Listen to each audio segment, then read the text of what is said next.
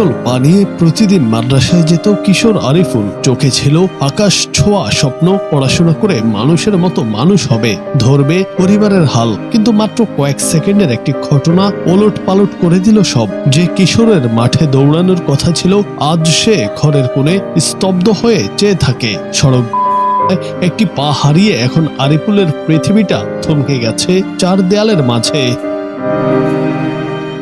লালমনিরহাটের আদিতমারী উপজেলার মহিষখোছা সিনিয়র ফাজিল ডিগ্রি মাদ্রাসার সপ্তম শ্রেণীর ছাত্র মোহাম্মদ আরিফুল ইসলাম। 4 মাস আগেও সে ছিল এক টগবগে কিশোর, কিন্তু একটি ঘটনা নিমিষেই কেড়ে নেয় তার স্বাভাবিক জীবনের ছন্দ।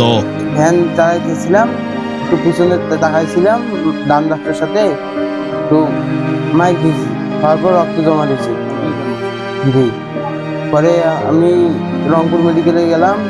এখন ভুল চিকিৎসার কারণে এখন আমার পাটা নাই। রংপুরে করছি ক্লিনিকে নিজস্ব, আর পরে গেছি হাসপাতালে, তারপরে গেছি ঢাকায় বিডিএম হাসপাতাল। ওই জায়গা থেকে আমার পা কাটছে। ওই জায়গাতে মানে রংপুরে ভুল চিকিৎসার কারণে প্রথমে যদি ওই জায়গায় যাইতাম আমার পাটা থাকতো। এখন ভুল চিকিৎসার কারণে আমার রক্ত নাই, সেই জন্যই এখন পা কাটা লাগছে।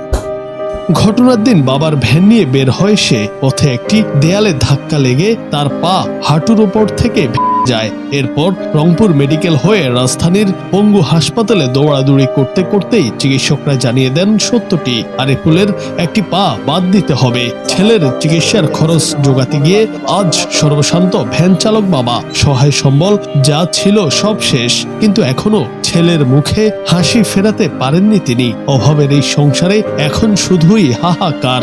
আমার নাতি পড়ে গেছে, ভ্যান থেকে পড়ে যাওয়ার পর আমার নাতি ঘুড়ি দেখতে ধরিয়া মাদ্রাসার দান বাস্কর সাথে মারি খেয়েছে। আমি আদিত মারি ডাক্তার সাথে সাথে আদিত মারি দিয়ে গেলাম।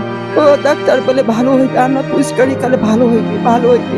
সবার ঠ্যাং দেখি কয় আমার না সবার ঠ্যাং পরিবর্তন হয়েছে, আমার সওয়া দাও, কাল না সওয়া সুন্দর হইবে, ভালো হইবে, এই কথা কয়া দেয়।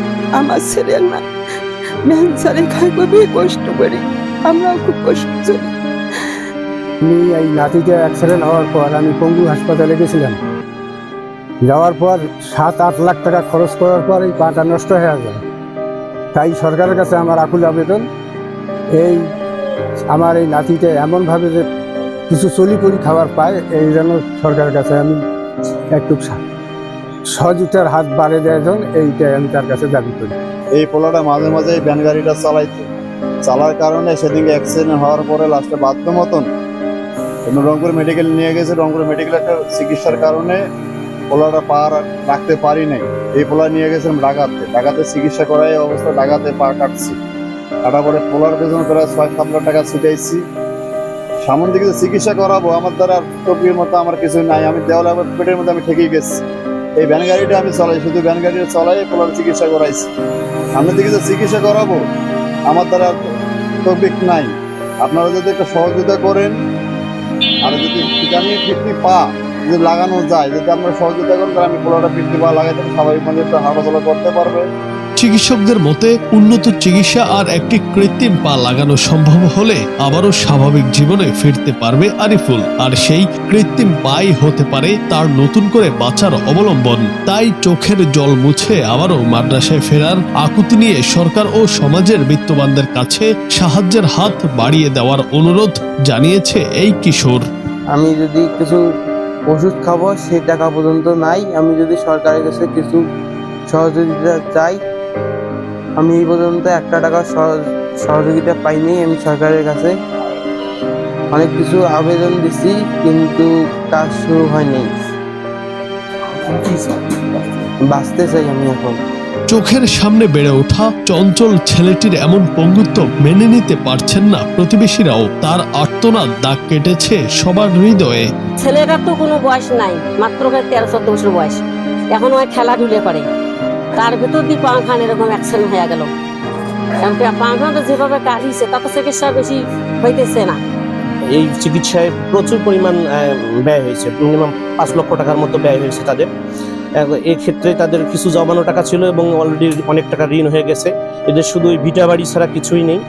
এখন সমাজের সরকার এবং সমাজের যারা ধনী ব্যক্তি আছেন তারা যদি এর একটু সহায়তা এগিয়ে আসেন তাহলে পরিবারটি এবং ছেলেটির পড়াশোনা থেকে শুরু করে এক সহায়তা হবে।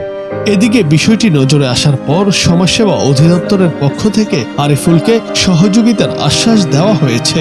যে ছেলেটি সড়ক দুর্ঘটনায় তার পা হারায়, তার জন্য আমরা আমাদের এখান থেকে যেটা করতে পারি, যেহেতু তিনি এখন প্রতিবন্ধী ভাতার জন্য আমরা যে ব্যবস্থাটা আছে সেটা আমরা করতে পারবো। তারপর প্রতিবন্ধী, যেহেতু সেই স্টুডেন্ট, প্রতিবন্ধী শিক্ষা উপবৃত্তির ব্যবস্থা আমরা করতে পারবো। আর রোগী কল্যাণ সমিতি থেকে আমরা তার যে প্রয়োজনীয় যে ঔষধপত্র লাগে সেটার আমরা যা লাগে সেটা আমরা এখান থেকে দেওয়ার ব্যবস্থা করবো। অনাকাঙ্ক্ষিত এই দুর্ঘটনা কেড়ে নিয়েছে আরিফুলের স্বাভাবিক জীবন। স্থানীয়দের মতে এখন সময় সমাজের সহানুভূতির হাত বাড়ানোর। সামান্য সহযোগিতাই হয়তো ফিরিয়ে দিতে পারে তার মুখের হাসি। জুনায়েদ আহমেদ, বাংলা টিভি।